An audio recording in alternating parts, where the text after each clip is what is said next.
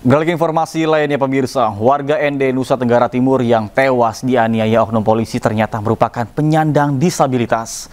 Pelaku menganiaya korban saat dalam kondisi mabuk miras.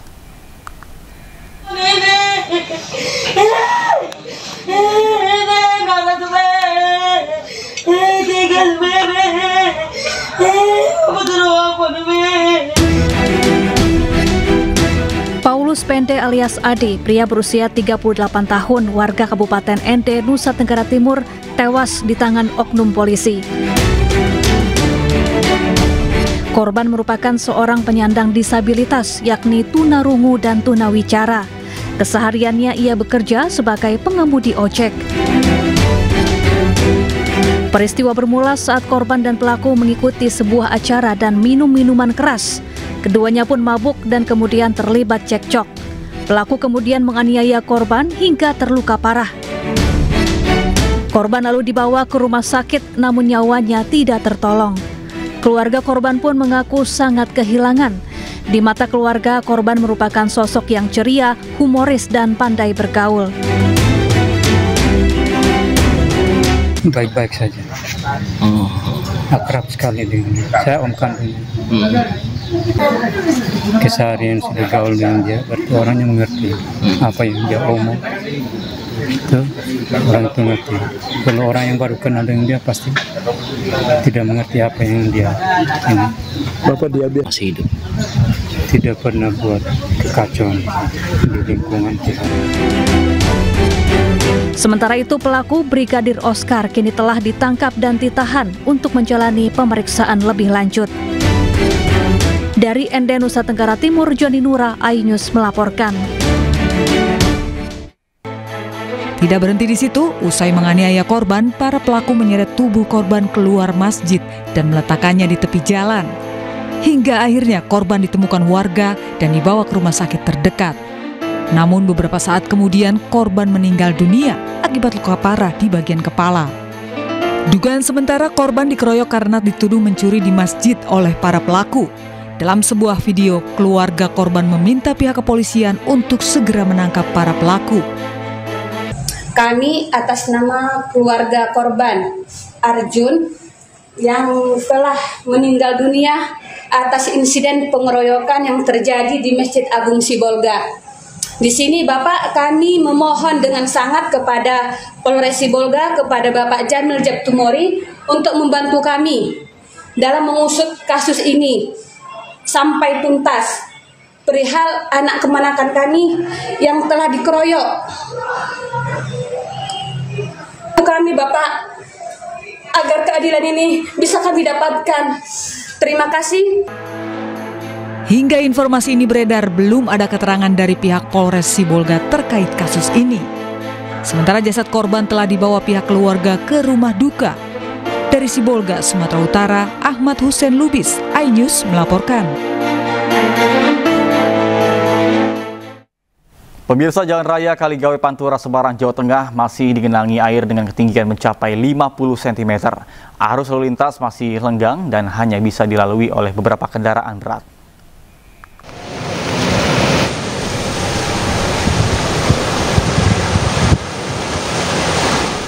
Ketinggian air berkisar antara 40 hingga 50 cm yang menggenangi Jalan Raya Kaligawe Semarang, Jawa Tengah. Sejumlah kendaraan besar sudah melintas meskipun masih menerobos air banjir. Warga sepanjang Jalan Kaligawe terpaksa mengungsi mandiri sudah hampir sepekan dikarenakan banjir yang masih menggenang.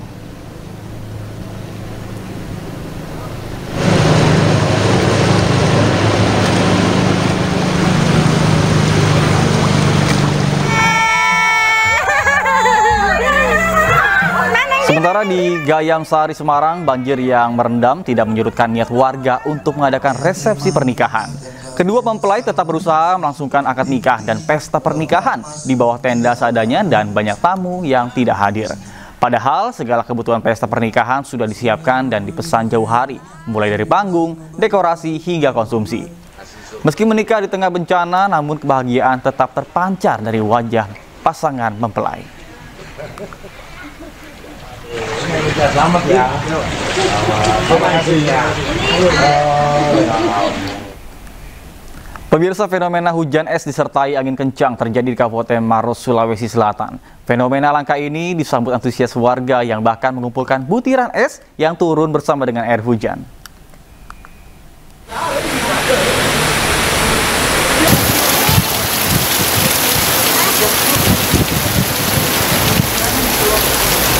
Hujan deras disertai angin kencang dan petir melanda seluruh wilayah di Kabupaten Maros, Sulawesi Selatan.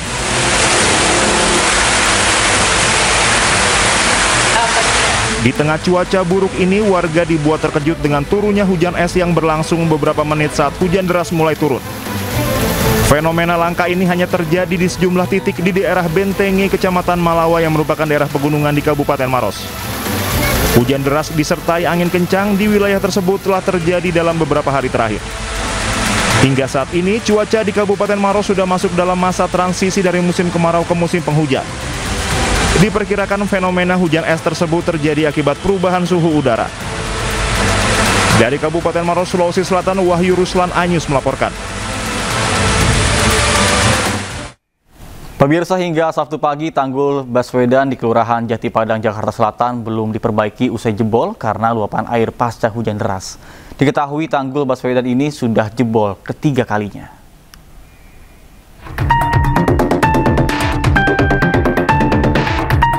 Beginilah kondisi dari tembok Tanggul Baswedan yang jebol di Kelurahan Jati Padang, Jakarta Selatan.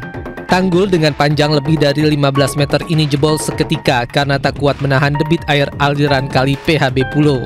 Akibatnya warga kawasan Jati Padang, tepatnya di RT 3 RW 6 Jati Padang, Jakarta Selatan, terpaksa beraktivitas di tengah banjir. Diketahui jebolnya Tanggul Baswedan ini sudah ketiga kalinya. Sementara Gubernur Jakarta Pramono Anung memerintahkan Dinas Sumber Daya Air dan Dinas Bina Warga untuk segera memperbaiki tanggul yang jebol. Jadi tanggul yang jebol ya segera minta kita perbaiki, termasuk kemudian kejadian yang terjadi di Kemcik dan di Kemang Village itu betul-betul karena memang tanggulnya juga jebol. Sehingga semua tanggul yang jebol saya sudah minta kepada Sumber Daya Air, kepada Bina Marga untuk segera dilakukan perbaikan. Warga berharap adanya percepatan perbaikan tanggul karena saat ini sudah memasuki musim hujan dan Jakarta kerap dilanda cuaca ekstrim. Indonesia termasuk wilayah rawan bencana. Terkait dengan hal tersebut, masyarakat diimbau untuk memiliki tas siaga bencana bagi seluruh anggota keluarga guna menghadapi keadaan bencana. Dan berikut kebutuhan dasar yang harus ada di tas siaga bencana.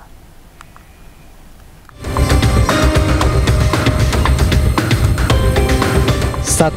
Dokumen penting seperti KTP, KK, akta kelahiran, ijazah, dan dokumen lain disimpan dalam wadah tahan air. 2. Uang tunai secukupnya untuk kebutuhan sehari-hari. 3. Air minuman dan makanan kemasan yang cukup. 4. Pakaian ganti yang cukup untuk 3 hari dan jaket. 5. Selimut dan handuk darurat. Kemudian 6. Jas hujan. 7. Kotak P3K berisi obat-obatan pribadi dan obat-obatan umum untuk pertolongan pertama. 8. Masker untuk melindungi pernapasan. 9. Perlengkapan mandi seperti sabun, sikat gigi, dan pasta gigi.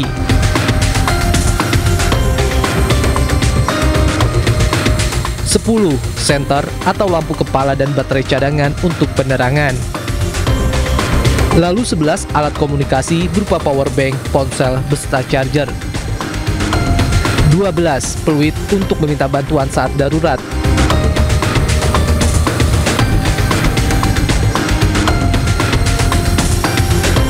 13. Korek api dan 14. Alat tulis.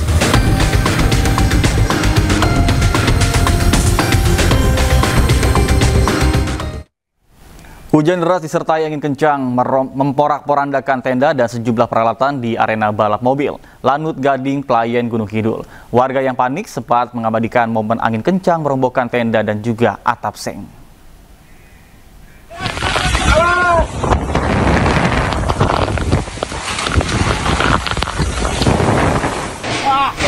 Pemirsa, kepanikan terjadi saat hujan deras disertai angin kencang menerjang wilayah Lanut Gading, Playen, Gunung Kidul.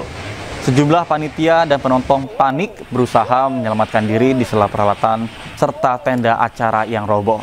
Akibat insiden ini, event drag race dihentikan untuk sementara. Beberapa mobil dikabarkan mengalami kerusakan ringan hingga sedang. Bahkan tidak hanya panggung dan tenda utama, angin ribut juga merusak tenda yang digunakan warga untuk berjualan. Pedagang pun mengaku mengalami kerugian lantaran dagangannya hilang terbawa angin dan rusak terendam air. Terlihat apa Mbak di pas kejadian? Angin terus ini kok ambruk ininya, tendanya tuh ambruk. Ada yang kena nggak? Ada sih sebelah sana katanya ada beberapa katanya yang luka dibawa ke sama ambulan. Minuman saset saya berhamburan sampai ke mana-mana. Saya kan jualan kopi-kopi ya Mas ya. Rokok-rokok pada ambruk, jatuh Basah. Pemirsa, berhati-hatilah saat berkendara karena seorang pengendara sepeda motor tewas usai bertabrakan dengan bus Trans Jogja di Sleman, Yogyakarta. Korban terpelanting ke tepi jalan dan tewas di lokasi.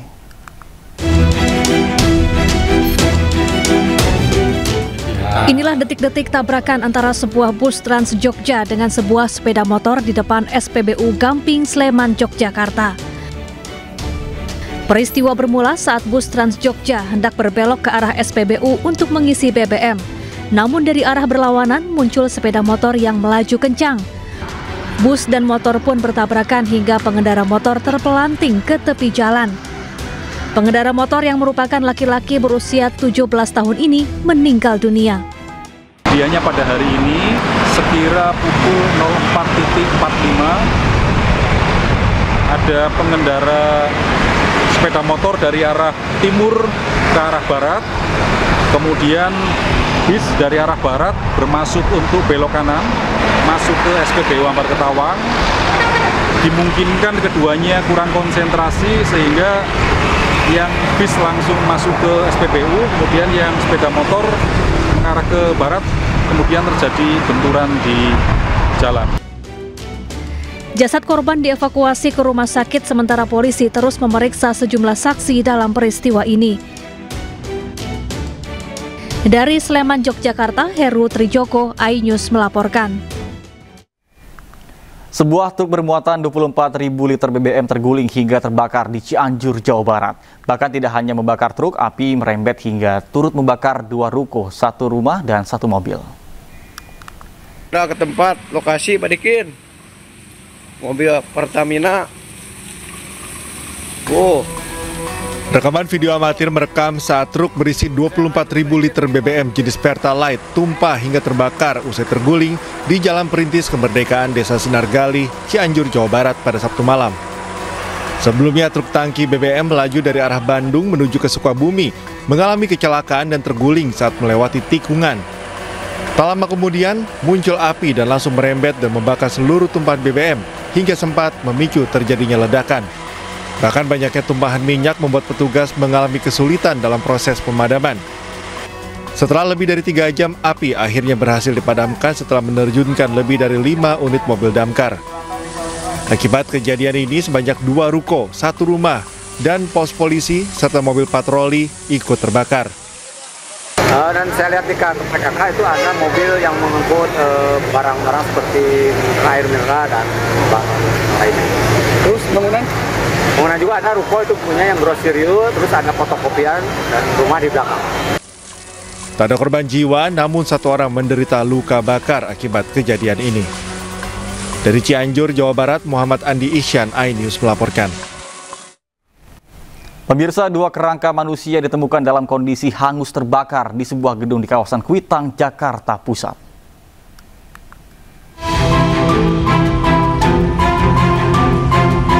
Polres Metro Jakarta Pusat masih menyelidiki penemuan 2 kerangka manusia dalam kondisi hangus terbakar dan tidak dapat dikenali di kantor administrasi lantai 2 gedung ACC di kawasan Kuitang, Jakarta Pusat. Saat petugas mengecek kantor tersebut, ditemukan 2 kerangka manusia yang hangus terbakar dan sudah tidak dapat dikenali. Kedua kerangka manusia yang ditemukan tersebut kini sudah berada di Rumah Sakit Polri Kramat Jati untuk dilakukan pemeriksaan forensik lebih lanjut, termasuk pengambilan sampel DNA. Pertama-tama kami dari Polres Metro Jakarta Pusat mengucapkan turut berduka cita atas 2 korban yang ditemukan meninggal. Jadi, kami mendapat laporan dari salah satu gedung di Kuitang, bekas gedung finance yang pernah juga terbakar pada 2 bulan yang lalu. Jadi dari tim vendornya itu akan memperbaiki beberapa bagian gedung. Nah, dari sana ternyata menemukan tumpukan barang-barang yang hangus terbakar, dan di dalamnya diperkirakan ada jenazah atau mayat, sehingga menghubungi Polsek dan Polres. Tim kami dari Polres Metro Jakarta Pusat dan dari Polsek Senen langsung menuju TKP untuk TP-TKP, kemudian mengamankan jenazah dan mengirim ke Rumah Sakit Polri untuk diperiksa postmortem dan ambil sampel DNA. Gedung ACC di kawasan Kuitang, Jakarta Pusat sempat dibakar dan dijarah sejumlah orang saat aksi unjuk rasa akhir Agustus lalu. Sejumlah orang dilaporkan hilang dan hingga kini 2 orang atas nama Farhan Hamid dan Reno belum juga ditemukan. Dari Jakarta Pusat, Rani Sanjaya Anyus melaporkan. Pemirsa, polisi memeriksa sejumlah saksi. Selain itu, petugas juga melakukan tes DNA kepada 2 keluarga korban hilang pada 29 Agustus lalu untuk mengungkap identitas 2 kerangka manusia yang ditemukan di dalam gedung bekas kantor perusahaan finance di kawasan Kuitang, Senen, Jakarta Pusat.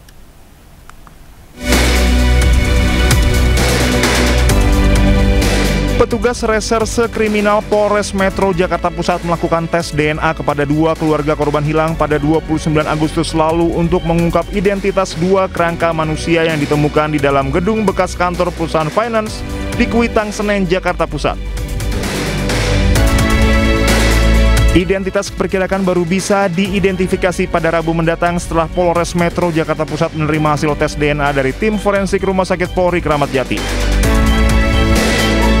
Jadi 2 kerangka itu yang sudah kita kirimkan ke Rumah Sakit Polri Kramat Jati, itu diambil DNA-nya untuk nanti dicocokkan dengan beberapa orang yang pernah dilaporkan hilang dari tanggal 29 Agustus 2025. Jadi dari keluarga orang yang dilaporkan hilang sudah diambil sampelnya, baik itu saudara R dan saudara F itu.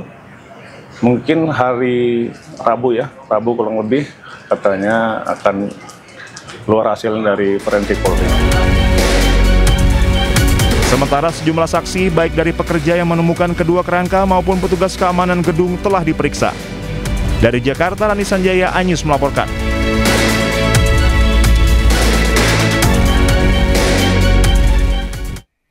Pemirsa, hasil tes urin baby Priscilla Gustiansyah, istri Onat, negatif. Polisi pun memperbolehkan baby pulang. Sementara hasil tes urin Onat dinyatakan positif menggunakan narkoba jenis ganja dan ekstasi.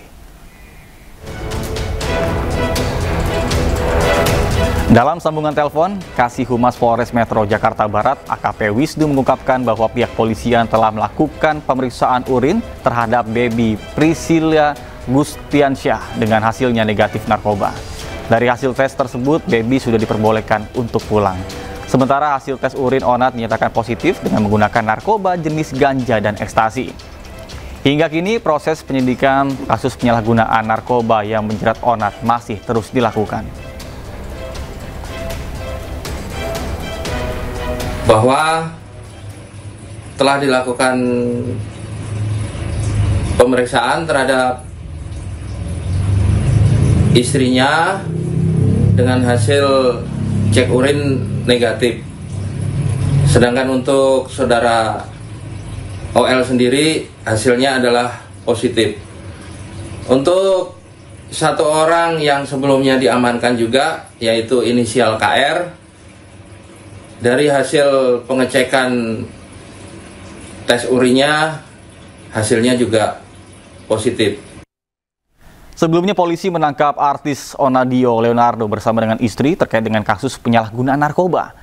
Penceramah muda Habib Jafar yang juga sahabat Onat menyampaikan keprihatinan dan kekecewaannya.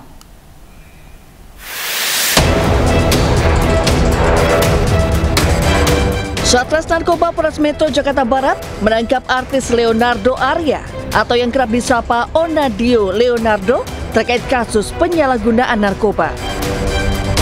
Ona ditangkap di sebuah perumahan di kawasan Ciputat Timur, Kota Tangerang Selatan bersama istrinya Baby Leonardo alias Baby Priscilia pada Rabu malam. Sementara satu orang lain ditangkap di kawasan Sunter, Tanjung Priok, Jakarta Utara. Polisi menyita barang bukti ganja dari penangkapan tersebut, sedangkan barang bukti ekstasi sudah habis digunakan. Hingga saat ini polisi masih melakukan pemeriksaan intensif terhadap Onar dan 2 tersangka lainnya. Ekstasinya sudah habis karena diduga dipakai. Yang ditemukan hanya ada beberapa sisa ganja di dalam plastik. Ya, ini masih terus dikembangkan. Ini baru saja diamankan oleh rekan-rekan dari Reserse Narkoba Polres Metro Jakarta Barat.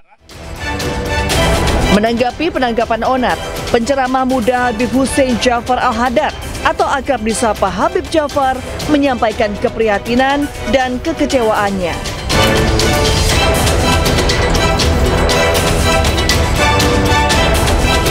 Melalui unggahannya di media sosial, Habib Jafar mendoakan agar Onar bisa terlepas dari narkoba.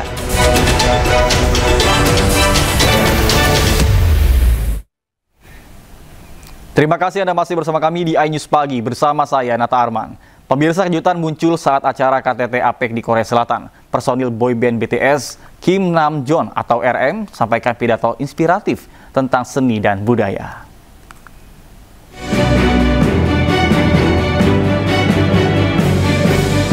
Leader BTS Kim Namjoon atau RM sampaikan pidato inspiratif di hadapan para pemimpin dunia yang menghadiri KTT APEC 2025 di Gyeongju, Korea Selatan. RM mencetak sejarah sebagai artis K-pop pertama yang menjadi pembicara utama di acara tersebut. Dalam pidatonya yang disampaikan menggunakan bahasa Inggris, RM menggabungkan perjalanan pribadinya, kebangkitan global K-pop, serta ajakan langsung kepada pemimpin APEC untuk membantu pelaku seni di seluruh dunia. RM juga meminta para pemimpin APEC untuk melihat potensi kreatif bukan sebagai sektor yang terpinggirkan, melainkan sebagai mesin utama inovasi dan persatuan. Sehingga para pelaku seni harus dibantu dan didukung, terutama dukungan finansial. There are creators all around the world. Please help them. Give them the financial support so that their own creativity can bloom. Give them the opportunities so that their talents can really shine. When you think about investing in tomorrow's generations, think about culture as well as economics. Culture and art are a powerful force that moves hearts. They are the fastest messengers that carry diversity and resonance. As the leaders of APAC, your policies and support will be the canvas and playground for all the creators. Mengakhiri pidatonya, RM berharap semakin banyak pelaku bisnis dan pemangku kebijakan yang mendukung kreator.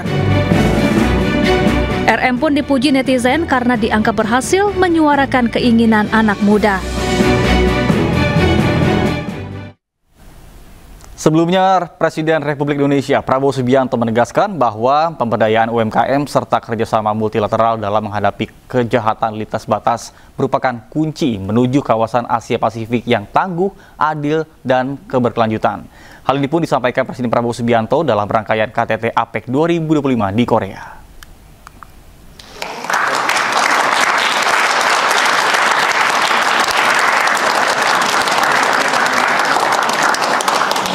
Presiden Prabowo Subianto menghadiri konferensi tingkat tinggi kerjasama ekonomi Asia Pasifik KTT APEC 2025 yang diselenggarakan di Hwapek International Convention Center, Gyeongju, Republik Korea pada Jumat 31 Oktober waktu setempat. Kehadiran Presiden Prabowo menegaskan komitmen Indonesia untuk terus berperan aktif dalam mendorong kerjasama ekonomi kawasan Asia Pasifik yang inklusif dan berkelanjutan. Prabowo menyampaikan kolaborasi pemerintah dan swasta harus berorientasi pada ekonomi yang berpusat pada rakyat. Selain itu, ia juga mendorong kerjasama multilateral dalam menghadapi kejahatan lintas batas. Presiden Prabowo menyoroti ancaman serius dari penyelundupan, pencucian uang, perdagangan manusia, dan narkotika yang menurutnya dapat merusak stabilitas ekonomi kawasan jika tidak ditangani bersama. APEC must ensure that the benefits of trade and investment reach everyone so that no economy is left behind. Our public-private collaboration needs to be oriented towards the people-centered cooperation and economy. We must cooperate multilaterally. We cannot overcome these dangers alone.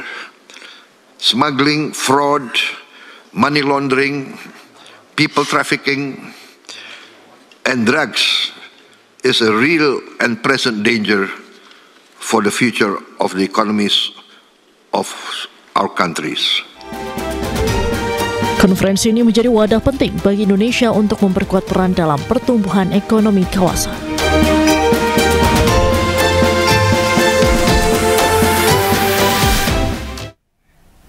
Pemirsa, Presiden Prabowo Subianto tiba di tanah air usai menghadiri konferensi tingkat tinggi kerjasama ekonomi Asia Pasifik atau APEC 2025 di Korea Selatan.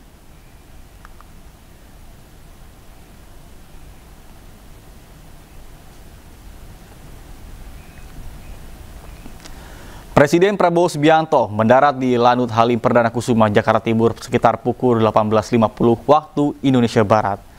Menteri Luar Negeri Sugiono dan Sekretaris Kabinet Teddy Indrawijaya juga tampak tiba bersamaan dengan Presiden Prabowo. Sementara Mensesnek Prasetyo Hadi menyambut di landasan. Presiden Prabowo Subianto telah menghadiri rangkaian perhelatan KTT APEC dari gala dinner, kemudian pertemuan bilateral hingga pertemuan para pemimpin ekonomi dunia pada 31 Oktober hingga 1 November 2025.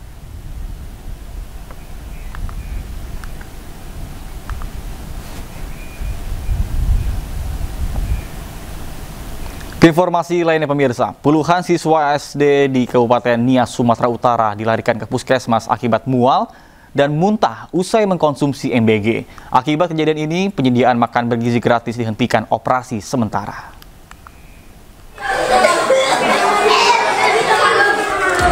Inilah cuplikan video beredar di media sosial memperlihatkan puluhan siswa sekolah dasar di Kecamatan Sawo, Kabupaten Nias Utara, Sumatera Utara dievakuasi dari ruang kelas ke mobil ambulans untuk mendapatkan pertolongan perawatan di puskesmas diduga keracunan usai mengkonsumsi makan bergizi gratis. Sesak napas, sesak napas. Ada makanan dah. Dalam cuplikan tersebut terdengar rintihan tangisan dari para siswa menahan kesakitan, mual dan muntah usai mengkonsumsi makan bergizi gratis. Bukan kali pertama terjadi di sana. Namun beberapa waktu belakangan kejadian serupa kerap dikeluhkan dugaan keracunan akibat MBG ini, sehingga berpotensi jadi momok mengkhawatirkan dari orang tua siswa. Setelah mendapatkan perawatan intensif di Puskesmas Sawo, para siswa yang awalnya mual dan muntah berangsur membaik dan semuanya juga telah kembali ke rumah mereka masing-masing.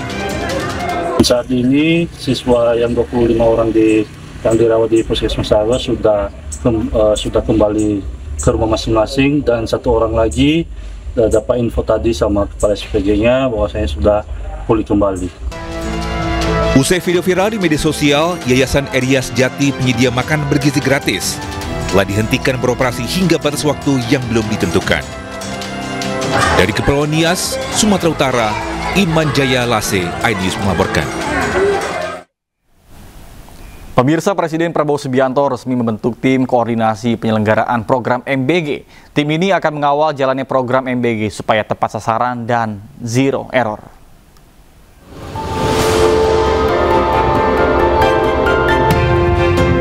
Sejak diluncurkan 6 Januari lalu, program makan bergizi gratis terus menjadi sorotan. Pemerintah terus memperbaiki program unggulan Presiden Prabowo ini. Evaluasi pun terus dilakukan setiap minggunya. Presiden Prabowo inginkan program MBG Zero Error atau tanpa kesalahan. Tak hanya itu, Presiden Prabowo mengeluarkan keputusan Presiden nomor 28 tahun 2025. Dalam Kepres ini, diatur pembentukan tim koordinasi penyelenggaraan MBG. Ratas pun digelar untuk memastikan program MBG berjalan lancar. Untuk tim koordinasinya sudah keluar hari ini, jadi itu sudah wilayahnya Pak Menko Pangan. Saya sebagai Kepala Badan Gizi bertugas untuk menyelenggarakan program makan bergizi gratis, sementara untuk koordinasi terkait dengan rantai pasok, kemudian pengawasan, monitoring, keterlibatan instansi lain, kementerian lain, lembaga lain, itu di bawah koordinasi Menko Pangan. Tim ini diketuai oleh Menteri Koordinator Bidang Pangan Zulkifli Hasan. Menko Bidang Pembangunan Manusia dan Kebudayaan Pratikno menjadi Wakil Ketua 1. Sementara Wakil Ketua 2 diisi oleh Menko Bidang Pemberdayaan Masyarakat Muhaimin Iskandar. Wakil Kepala Badan Gizi Nasional Nani Esdeyang ditunjuk sebagai Ketua Pelaksana Harian. Selain jajaran pimpinan, anggota tim koordinasi MBG diisi oleh jajaran Menteri Kabinet Merah Putih, Mensesnek Prasetyo Hadi, hingga Menteri Keuangan Purbaya Yudi Sadewa berada dalam susunan anggota tim ini.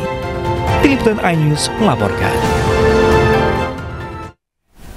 Pemirsa, Menteri Keuangan Republik Indonesia Purbaya Yudi Sadewa melakukan inspeksi mendadak ke tempat penimbunan pakaian di Cikarang, Jawa Barat pada Sabtu.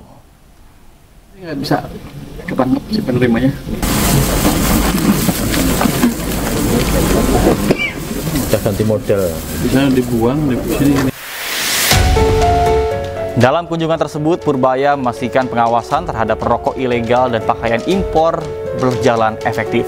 Purbaya pun memeriksa secara langsung kontainer berisi pakaian bekas yang berhasil diamankan oleh petugas Bea dan Cukai. Dari hasil sidak kali ini, tidak hanya pakaian bekas, namun juga ditemukan pakaian baru, koleksi lama, dan juga dari luar negeri.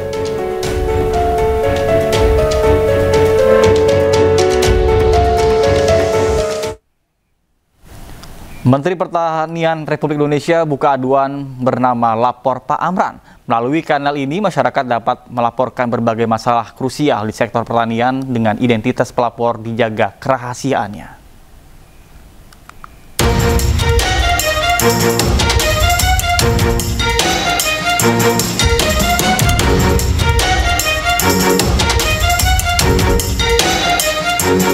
Menteri Pertanian RI Andi Amran Sulaiman meluncurkan kanal aduan masyarakat melalui aplikasi WhatsApp di nomor 0823 1110 9390 bernama Lapor Pak Amran.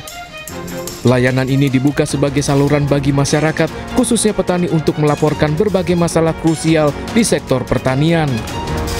Laporan masyarakat tersebut diantaranya: 1. Kelangkaan atau penyelewengan pupuk.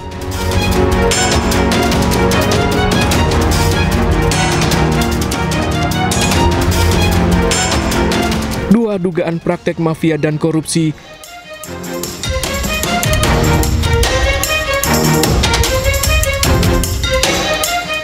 3. Masalah terkait traktor dan alat pertanian.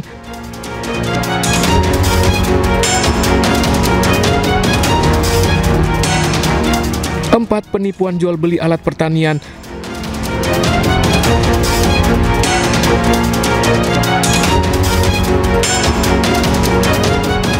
5. Pupuk palsu.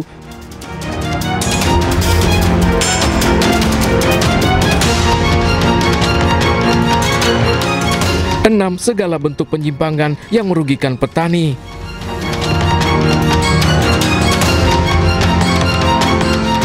Sebelumnya, Menq RI Purbaya Yudi Sadewa telah meluncurkan layanan pengaduan bernama Lapor Pak Purbaya. Layanan tersebut guna menampung keluhan atau kendala masyarakat terkait bea cukai dan pajak. Pemirsa, pasca gagal dimakzulkan oleh DPRD Pati melalui hak angket, Bupati Sudewo berjanji akan memperbaiki kinerja membangun Kabupaten Pati. Dirinya meminta semua pihak tetap tenang dan fokus bekerja untuk daerah.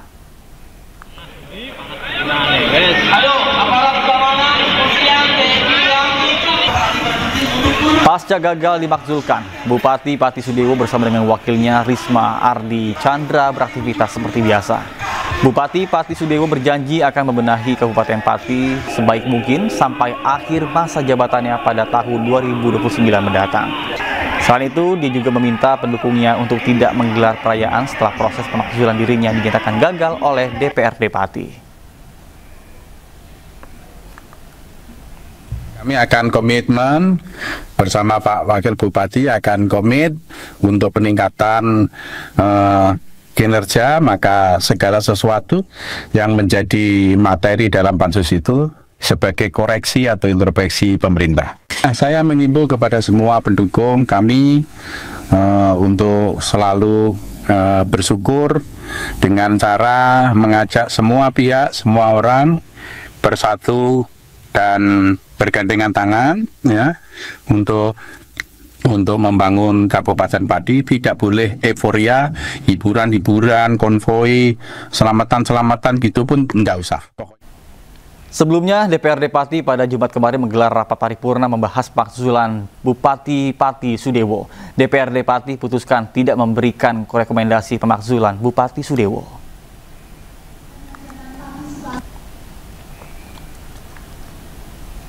Rapat paripurna menyampaikan laporan pansus hak angket anggota DPRD Pati tentang kebijakan Bupati Pati telah selesai.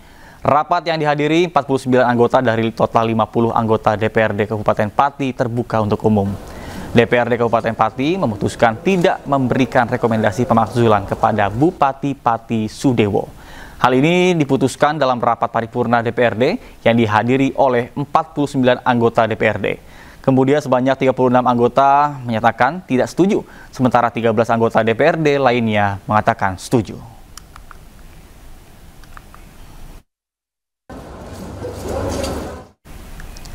Pemirsa, Ketua Umum Relawan Projo Budi Aris Setiadi mengaku ingin bergabung dengan Partai Gerindra yang dipimpin Presiden Prabowo Subianto. Dirinya berkomitmen memperkuat dan juga mendukung agenda-agenda politik Presiden Prabowo Subianto.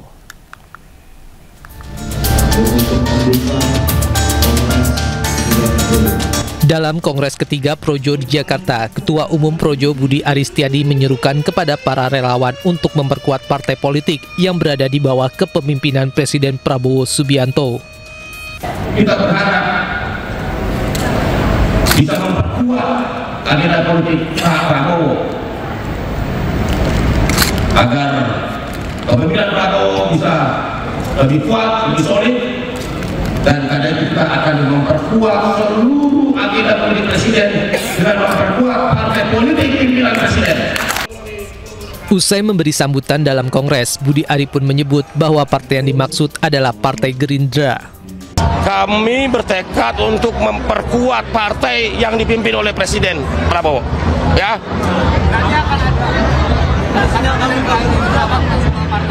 Nggak usah diterjemahin lugas-lugas, kalian sendiri terjemahin ya. Yang pasti begini, kami akan mendukung partai yang dipimpin oleh Presiden Prabowo. Ya, ya, betul. Iyalah, pasti Gerindra. Pernyataan Budi Aris Setiadi ini pun ditanggapi positif Ketua Harian Partai Gerindra Sufmi Dasko Ahmad yang hadir dalam Kongres ketiga Projo.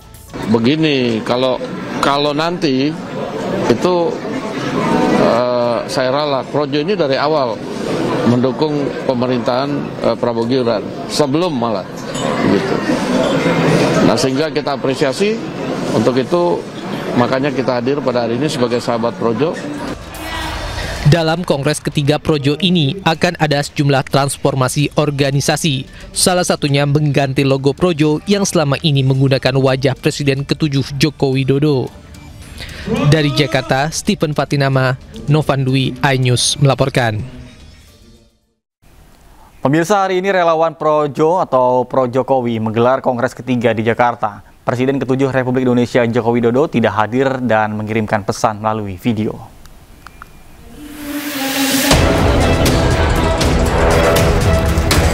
Presiden ke-7 RI Joko Widodo batal menghadiri pembukaan Kongres ketiga relawan Projo di Jakarta. Dalam kesempatan ini, Jokowi hanya menyampaikan pesan dalam sebuah video. Jokowi menyampaikan salam hangat kepada seluruh relawan Projo.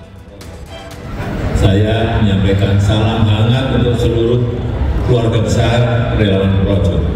Terima kasih atas semangat dan dedikasi yang terus dijaga dalam mendukung arah pembangunan bangsa. Mari kita terus bekerja bersama untuk Indonesia yang maju dan berdaulat. Terus jaga semangat, jaga persaudaraan, dan terus berbuat untuk rakyat. Ajudan Presiden ke-7 Joko Widodo Kompol Syarif Muhammad Fitriansyah menyebut alasan Jokowi tak hadir karena tim dokter menganjurkan untuk beristirahat dan tidak beraktivitas di luar ruangan. Dalam kongres ketiganya ini, Projo akan melakukan transformasi organisasi. Salah satunya adalah mengganti logo Projo yang selama ini menggunakan wajah Presiden ke-7 Joko Widodo. Sementara untuk nama tetap Projo namun bukan lagi kepanjangan Pro Jokowi.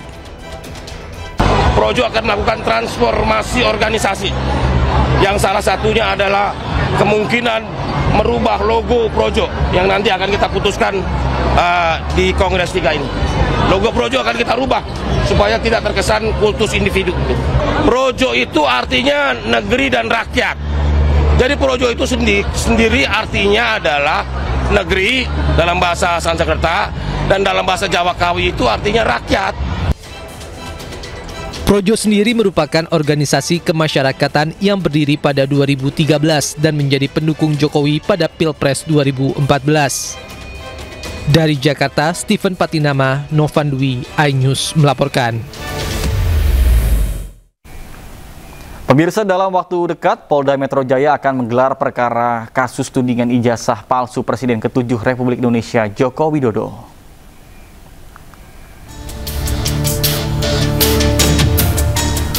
Kasus tudingan ijazah palsu Presiden ke-7 Joko Widodo terus berlanjut. Polda Metro Jaya menyebut penyidikan masih berlangsung sesuai dengan standar operasional prosedur atau SOP dan dilakukan secara hati-hati. Penyidik juga terus berkoordinasi dengan jaksa penuntut umum. Hingga kini sebanyak 117 saksi dan 11 terlapor sudah dimintai keterangan. Dan dalam waktu dekat, polisi akan melaksanakan gelar perkara. Kita lagi pertanyakan dan apalagi ini legalisasinya ini kan tahun 2000. Penyidik telah melakukan pemeriksaan terhadap 4 korban atau pelapor, kemudian 117 saksi, kemudian ada 11 terlapor yang sudah juga diperiksa sebagai saksi di tahap penyidikan. Kemudian ada 1 terlapor inisial ES, itu belum dilakukan pemeriksaan sebagai saksi karena sudah dikirimkan panggilan 2 kali, telah diterima oleh keluarga dan pengacara terlapor, namun tidak hadir dengan alasan sedang sakit keras. Maka dalam waktu dekat juga akan dilaksanakan ekspos atau gelar perkara antara penyidik Subdit Kamnet dengan rekan-rekan dari Jaksa Penuntut Umum di Kejati DKI, ya. Pemirsa, pemerintah resmi legalkan perjalanan umroh secara mandiri melalui Undang-Undang Nomor 14 Tahun 2025.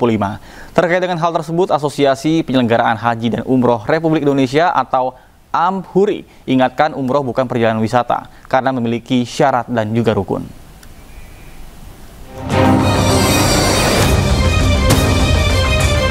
Pemerintah resmi memperbolehkan pelaksanaan ibadah umroh secara mandiri tanpa harus melalui Biro Perjalanan Umrah.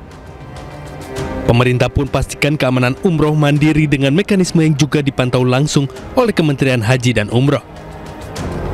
Mereka harus juga terdaftar atau melaporkan atau melakukan pemesanan, misalnya hotel, kemudian layanan-layanan lainnya di Saudi Arabia melalui sistem nusuk yang terintegrasi antara Kementerian Haji Arab Saudi dengan Kementerian Haji Indonesia, sehingga kita bisa mendapat data yang benar terkait dengan jamaah umroh yang berangkat ke Saudi Arabia dan kita bisa melakukan perlindungan terhadap jamaah-jamaah umroh tersebut.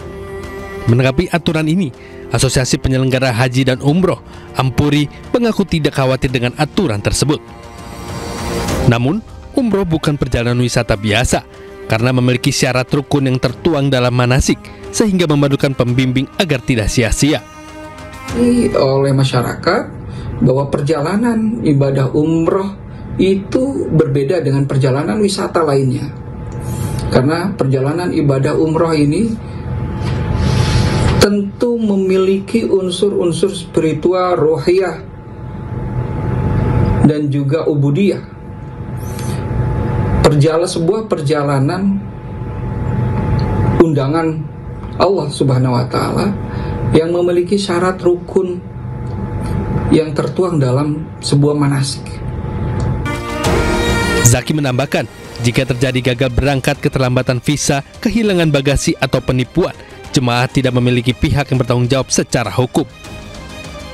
Apalagi banyak jemaah awam tidak memahami regulasi di Arab Saudi, sehingga rawan terkena sanksi di Tanah Suci. Tim Liputan iNews melaporkan. Menteri Agama Nasaruddin Umar mendorong siswa madrasah untuk menguasai sains dan teknologi agar tidak hanya unggul dalam bidang keagamaan. Khusus inovasi ada 157. Hal itu disampaikan Menteri Agama Nasaruddin Umar di ajang Madrasah Robotic Competition 2025 yang diikuti 616 tim dari seluruh Indonesia di Jakarta. Madrasah harus mampu beradaptasi dengan perkembangan ilmu pengetahuan dan teknologi untuk menghadapi tantangan era digital. Menteri Agama menambahkan bahwa pemerintah Emirat Arab akan memberikan dukungan dalam pengembangan guru dan juga siswa madrasah melalui kerjasama pendidikan dan pelatihan. Bahkan kegiatan ini pun diharapkan dapat melahirkan generasi madrasah yang cerdas, inovatif, dan mampu bersaing di tingkat global. 321 untuk bisa siap? Berikan dukungan penuh. Mudah-mudahan di madrasah ini nanti akan lahir seorang yang sangat expert, sangat ahli di dalam membuat robot dan akan mengharumkan nama bangsa. Dan buktinya kalau saya memperhatikan tadi satu persatu, itu betul-betul luar biasa. Tidak masuk akal anak sekecil itu mampu menciptakan sebuah robot yang sudah sangat produktif ya. Beralih ke informasi lain, pemirsa, hujan badai melanda New York Kamis waktu setempat yang menyebabkan banjir bandang di sejumlah wilayah, termasuk Brooklyn dan Bushwick. Menurut laporan media lokal, 2 orang tewas akibat banjir yang disebabkan hujan badai.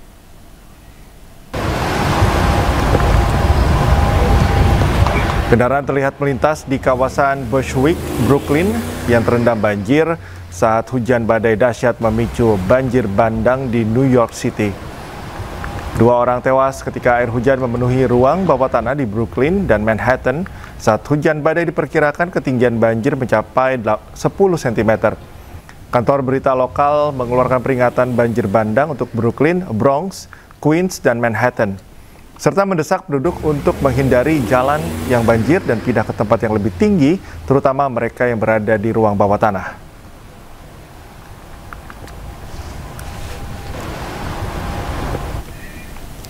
Ratusan aktivis pro-Palestina berunjuk rasa di Downing Street, London pada hari Kamis untuk mengecam serangan udara baru Israel di Gaza. Mereka mengecam serangan yang dilakukan di tengah gencatan senjata.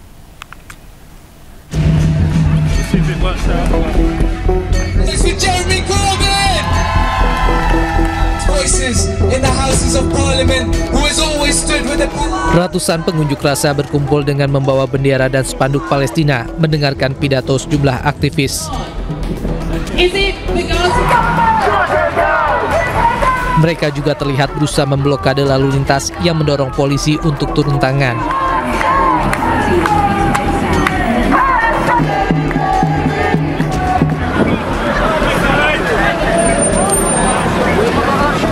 Masa aksi mengecam serangan terbaru Israel terhadap Gaza yang dilakukan di tengah gencatan senjata.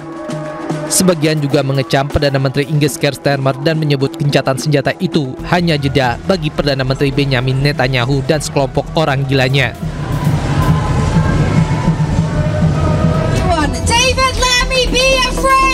Aksi ini dilakukan usai Israel melancarkan serangan baru ke Gaza setelah menuduh Hamas melanggar gencatan senjata yang berlaku awal bulan ini.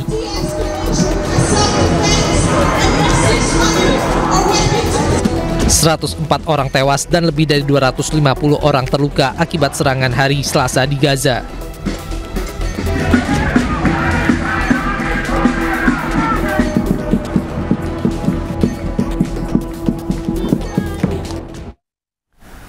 Ratusan demonstran pro-Palestina turun ke jalan di Milan, Italia. Mereka memprotes serangan baru Israel terhadap Gaza selama gencatan senjata berlangsung.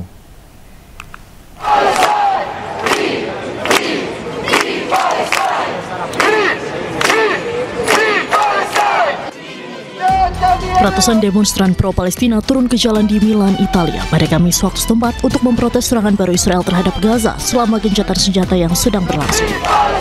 Para pengunjuk rasa berkumpul dengan spanduk dan bendera serta meneriakkan bebaskan Palestina dan berbaris melalui pusat kota. Aksi unjuk rasa dimulai di Piazza della Scala sebelum berakhir di depan Montanelli Gardens. Sejumlah personel kepolisian pun turut dikerahkan di sekitar lokasi untuk menjaga ketertiban umum. Selain mengecam serangan terbaru Israel di Gaza, para demonstran juga mendesak otoritas Milan untuk menghentikan hubungan kembar dengan Israel. Mereka menuntut tindakan konkret seperti mengenakan sanksi atau menutup kontrak antara Milan Metro dan Tel Aviv. Sebelumnya Israel melancarkan serangan baru di Gaza setelah menuduh Hamas melanggar gencatan senjata yang berlaku sejak 10 Oktober lalu. Meski demikian, Hamas tegas membantah tuduhan tersebut dan berkomitmen menjalankan gencatan senjata. Tentara Israel menyerahkan 30 jasad warga Palestina ke otoritas Gaza. Penyerahan jenazah Palestina difasilitasi oleh Palang Merah Internasional.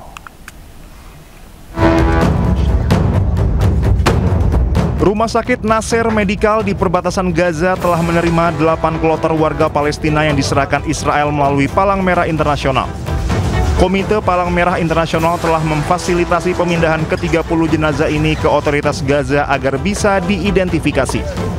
قد استلمنا اليوم 30 جثمانا من الجانب الإسرائيلي عبر الصليب الأحمر ونحن الآن في طور الفحص والتوثيق من خلال الطواقم العاملة من خلال العمليات اللي تم إطلاقها بوسط وزارة الصحة لفحص هؤلاء الجثامين وتوثيقها ويعني عمل فصل للصور ولرفع على رابط وزارة الصحة خلال الساعات أو اليوم القادم إن شاء الله وإتاحتها لذوي أهل الشهداء للتعرف على جثامين شهدائهم. Sebagai balasannya, Hamas telah menyerahkan 20 sandera hidup dan 18 jenazah dari total 28 jenazah sandera Israel. Sebelumnya, Komite Pengelolaan Jenazah Syuhada Kementerian Kesehatan Palestina menerima 7 kloter dengan jumlah total 195 jenazah. Adanya tambahan dari kloter 8 sebanyak 30 jenazah menjadikan total yang diterima 225 jenazah. Ribuan anak Palestina yang sakit dan terluka menunggu untuk dievakuasi. Rencananya, anak-anak ini akan dirawat di luar negeri di tengah runtuhnya sistem kesehatan di Gaza, Palestina.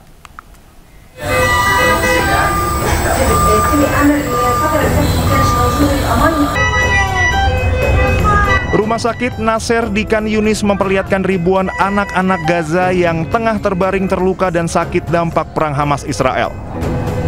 Setidaknya ada 5.500 pasien anak-anak yang menanti pemindahan perawatan ke rumah sakit di luar negeri. Di antara mereka ada yang menderita kanker dan penyakit yang mengancam jiwa lainnya. بتوقع الوفاة أنا مصاب حماسي مش عارف ابني يعيش ما يعيشش هل يمشي ما يمشيش أنا بتمنى من ربنا أنا ابني هذا على 4 بنات بعد 4 بنات أجيالي بتمنى من رب العباد إنه يمشي له ويرجع لي زي ما كان يعني الطفل ما كانش فيه ولا أي حاجة كان يلعب ويجري ويدرس ويعمل كل النشاطات اليومية فجأة بدون سابق إنذار يقع الولد ما يقدرش يرفع رجله ولا يقدر يمشي ولا يقدر يمسك بإيده حتى الكلام مش كتير كمان صار فيه عملية الإخراج عملية إنه كمان يفوت الحمام مش قادر. على مستوى قطاع غزة هناك حوالي 5500 حالة بانتظار التحويل خارج قطاع غزة. طبعا هذه الحالات تتنوع ما بين أمراض سرطان أو أمراض خبيثة هناك بعض الأمراض المزمنة التي لا تتوفر علاجها في قطاع غزة وهناك أيضا جرحى بحاجة إلى جراحات تخصصية غير متوفرة. Saat ini sudah lebih dari 1.000 anak dievakuasi. Namun Organisasi Kesehatan Dunia mencatat lebih dari 3.800 anak masih menunggu perawatan khusus yang mendesak di luar Gaza. Rumah pemimpin karismatik Palestina mendiang Yasser Arafat hancur dibombardir fasis Israel. Namun warga Gaza masih menggunakan rumah Presiden Palestina tersebut untuk mengungsi.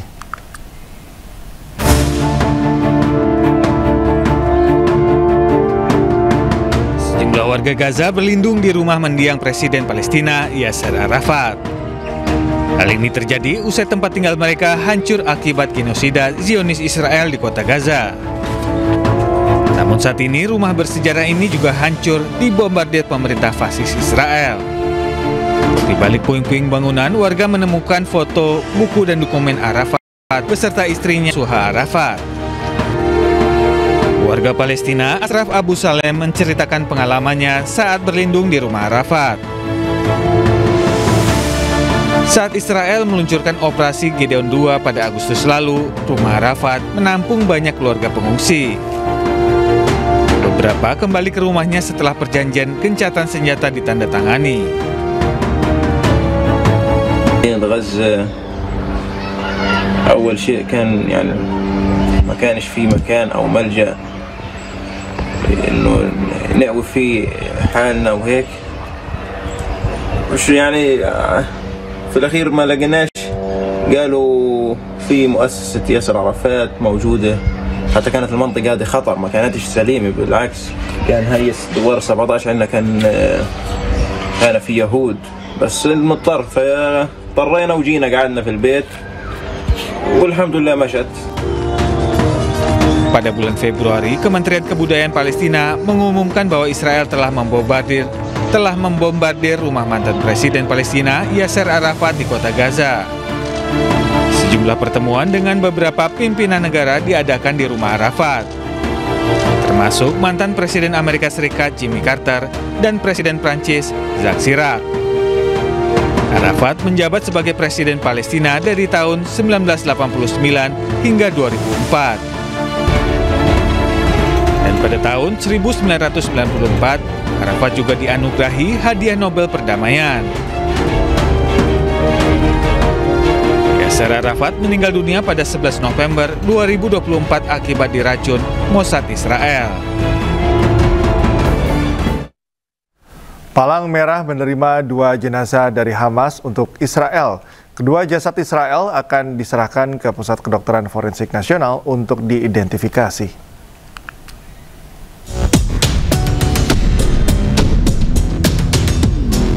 Palang Merah Internasional menerima 2 jenazah dari Hamas. Hamas menyatakan jenazah ini adalah sandera dari Israel di kawasan Gaza Tengah, tepatnya di Deir al-Balah pada Kamis kemarin.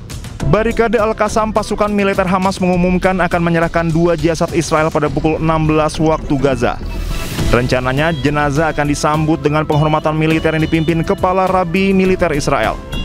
Berdasarkan keterangan dari Palang Merah Internasional, jasad nantinya diserahkan ke Pusat Kedokteran Forensik Nasional Kementerian Kesehatan setelah proses identifikasi selesai.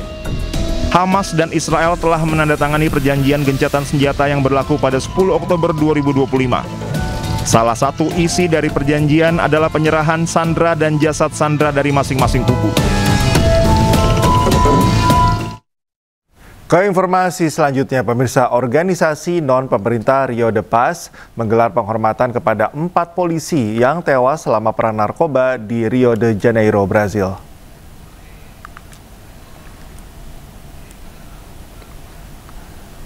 Empat salib yang ditutupi dengan kemeja bernoda merah menghiasi pantai Copacabana, Brasil. Ini adalah simbol dari pengorbanan 4 polisi yang meninggal dunia saat bertugas memberantas narkoba saat operasi besar di Rio de Janeiro. Organisasi Rio de Paz mengundang penduduk dan pengunjung untuk membawa bunga atau barang simbolis guna memberi penghormatan kepada polisi yang gugur.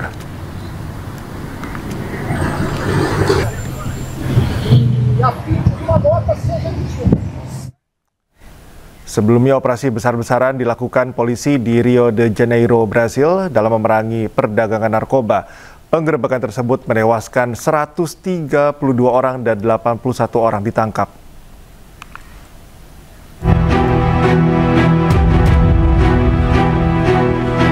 Polisi berhasil melakukan operasi besar-besaran di Rio Janeiro terhadap perdagangan narkoba dan kejahatan yang menewaskan 132 orang dan 81 penangkapan. Operasi ini melibatkan 2.500 personil keamanan yang menyebar di kompleks favela Alemão. Polisi berpatroli menggunakan senjata lengkap di jalan-jalan dan menangkap para tersangka. Selain anggota geng, 4 polisi tewas dalam operasi tersebut. Penggerbekan ini menargetkan salah satu geng terbesar, Komando Vermelho, menjelang acara KTT Iklim Dunia. Di kawasan Rio de Janeiro, polisi kerap melancarkan operasi melawan kejahatan terorganisir yang seringkali mengakibatkan penembakan yang membahayakan warga. Pemirsa, tim aerobatik Rusia menunjukkan skill mumpuni saat beraksi di pameran udara di Nanchang, China. Sebuah truk bermuatan 24.000 liter BBM terguling hingga terbakar di Cianjur, Jawa Barat. Tak hanya membakar truk, api merembet hingga turut membakar 2 ruko, 1 rumah, serta pos polisi. Udah ke tempat lokasi Pak Dikin, mobil Pertamina.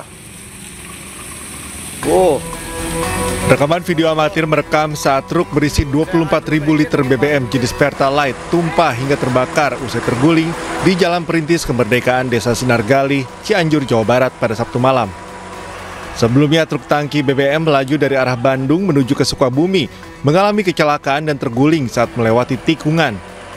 Tak lama kemudian muncul api dan langsung merembet dan membakar seluruh tumpahan BBM hingga sempat memicu terjadinya ledakan. Bahkan banyaknya tumpahan minyak membuat petugas mengalami kesulitan dalam proses pemadaman.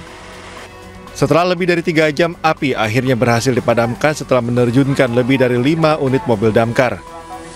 Akibat kejadian ini sebanyak 2 ruko, 1 rumah, dan pos polisi serta mobil patroli ikut terbakar. Dan saya lihat di PKK itu ada mobil yang mengangkut barang-barang seperti air mineral dan lainnya. Terus bangunan? Bangunan juga ada ruko itu punya yang grosiriu, terus ada fotokopian dan rumah di belakang. Tak ada korban jiwa, namun 1 orang menderita luka bakar akibat kejadian ini. Dari Cianjur, Jawa Barat, Muhammad Andi Isyan, iNews melaporkan. Diduga akibat korsleting listrik, sebuah rumah lantai 2 di Goa, Sulawesi Selatan ludes terbakar. Evakuasi 3 orang penghuni rumah yang terjebak kebakaran berlangsung dramatis. Kanda 65 kanda 65 di Palangga 65.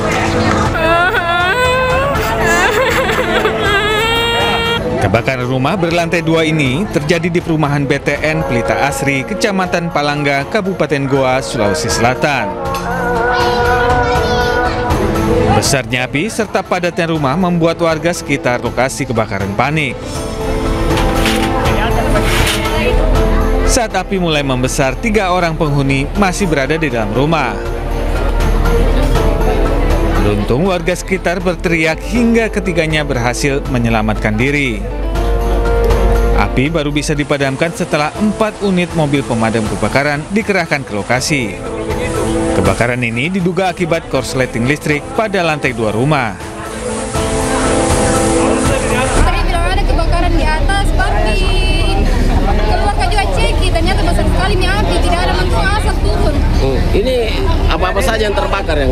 Tidak tahu banyak semua apa. Berapa orang pada saat itu di dalam rumah? 3 orang aja. 3 orang? Iya, mamaku sama keponakan itu. Dan kami mendapatkan kesulitan untuk naik di lantai 2-nya. Lantai 2 itu terminal lahir tidak mendapatkan akses untuk naik lantai 2. Sedangkan untuk listrik kami juga belum bisa memadamkan karena kami belum bisa mendapatkan akses untuk naik. Tidak ada korban jiwa dalam kebakaran ini, namun kerugian ditaksir mencapai ratusan juta rupiah. Dari Kabupaten Goa, Sulawesi Selatan, Bukma, iNews melaporkan. Hanya karena saling ejek di media sosial, 2 kelompok remaja terlibat tawuran dengan senjata tajam di Jalan Kalimalang, Jakarta Timur. Salah seorang pelaku tawuran terluka akibat sabetan senjata tajam.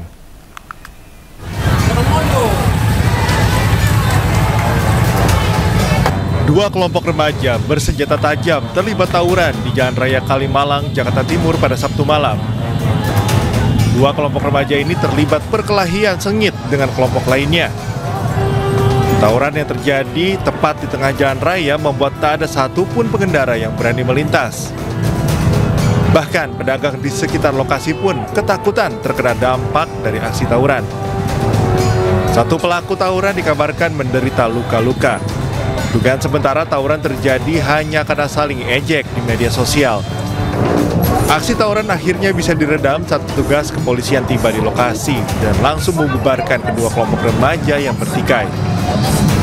Jadi anak-anak remaja baru kayak anak SMP gitu. SMP kelas 3, kelas SMA kelas 1. Masih kecil yang masih bondai. Untuk menjaga aksi tawuran tidak terulang, petugas kepolisian dari Polsek Jatinegara dan Polres Jakarta Timur bersiaga di lokasi kejadian. Dari Jakarta, Rio Manik, iNews melaporkan. Informasi lainnya, pemirsa, Jalan Raya Kaligawe Pantura, Semarang, Jawa Tengah masih digenangi air dengan ketinggian mencapai 50 cm. Arus lalu lintas masih lengang dan hanya bisa dilalui oleh beberapa kendaraan berat.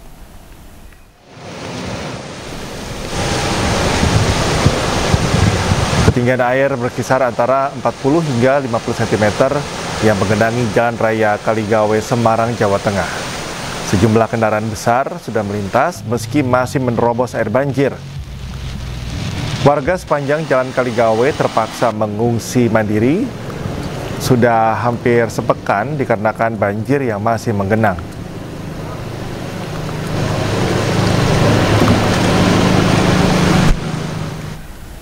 Hujan deras disertai angin kencang memporak-porandakan tenda dan sejumlah peralatan di arena balap mobil Lanut Gading Playan Gunung Kidul. Warga yang panik sempat mengabadikan momen angin kencang merobohkan tenda dan juga atap seng.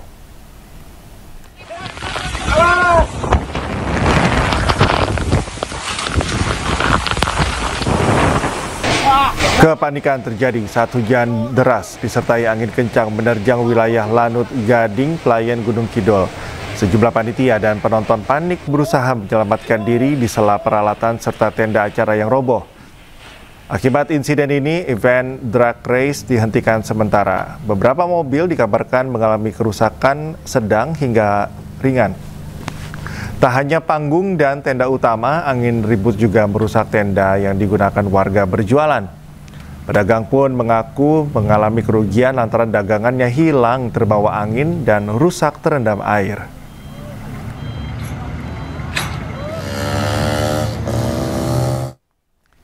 Ganda putra Indonesia Sabar Gotama dan Reza Palevi melangkah ke final turnamen bulu tangkis Hailo Open 2025. Di semifinal Sabtu malam, Sabar dan Reza menyingkirkan wakil Malaysia Wei Chongman dan Kuai Wunti. Ya, sekolah keluar memajang 5 game point bagi Sabar Reza. Berlaga di Saarbrücken, Jerman, Sabar dan Reza bermain solid dan impresif. Mengandalkan kecepatan dan minim kesalahan sendiri, Sabar dan Reza memenangi game pertama 21-16. Dominasi Sabar dan Reza berlanjut di game kedua. Mereka mampu menjaga momentum dan kembali unggul 21-15 sekaligus lolos ke babak final.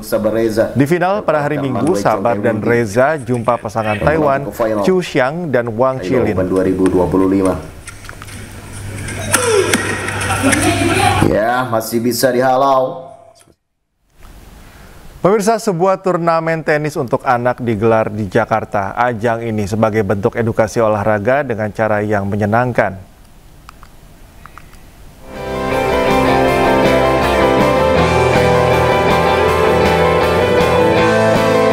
Ancol Tennis Warehouse menggelar Fun Tennis Poi Poi X Orca, sebuah kolaborasi brand Poi Poi dan komunitas Orca Team yang menghadirkan kegiatan olahraga untuk anak-anak. Tak hanya diberi kesempatan untuk berolahraga, peserta juga diberikan pengalaman untuk saling berinteraksi dan membangun kebersamaan. Brand Poi Poi berkomitmen mendukung kegiatan Orca Team dalam menyebarkan semangat hidup aktif dan sehat. Poi Poi sebagai brand yang terkenal dengan camilan anak-anak berkualitas, hadir sebagai mitra yang menyokong komunitas olahraga agar lebih dinamis dan peduli kesehatan. Itu juga olahraga tapi seru juga. Terus gimana, udah siap ya untuk lomba hari ini ya? Udah. Deg-degan nggak? Agak. Ini sejalan dengan visi misinya Poi Poi, di mana kami ingin mendukung anak untuk bisa lebih sehat, lebih aktif, lebih punya sportivitas dan memiliki nilai-nilai positif lainnya. Fun tenis Poi Poi X Orca menjadi bukti bahwa berkompetisi dalam olahraga bisa dilakukan dengan cara yang menyenangkan. Dari Jakarta, Wenda Nura, Sutrisno, iNews melaporkan. Pemirsa, petenis Indonesia Janice Chen melenggang ke semifinal Chennai Open usai menaklukkan petenis Slovakia Mia Pohankova dalam laga perempat final WTA 250. Janice lolos lewat kemenangan straight set 6-3 dan 6-1. Dan pemirsa, informasi ini sekaligus menutup iNews pagi hari ini. Anda bisa menemukan informasi terbaru lainnya di www.inews.id dan menyaksikan kembali tayangan berita iNews di kanal YouTube @officialinews. Akhirnya mewakili kerabat kerja yang bertugas, saya Cika Mutazab undur diri. Terima kasih, selamat pagi dan sampai jumpa.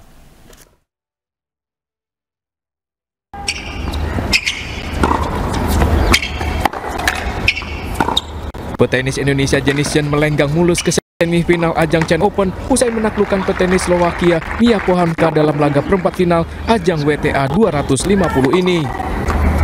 Janice yang menempati unggulan keempat bermain dominan sejak set pertama langsung memimpin perolehan poin.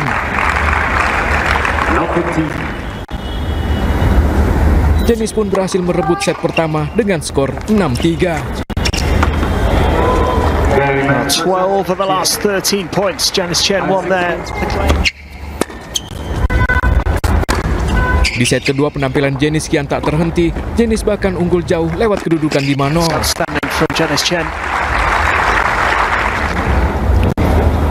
Namun Pohankova mencoba mencuri momentum, sementara Janice tak tergoyahkan. Petenis 23 tahun itu sukses mengemas kemenangan dengan skor akhir 6-1 dalam pertandingan 1 jam 13 menit. Di semifinal, Janice menunggu pemenang dari laga perempat final antara petenis Thailand Lanlanatara Rude melawan Polilina Latchenko.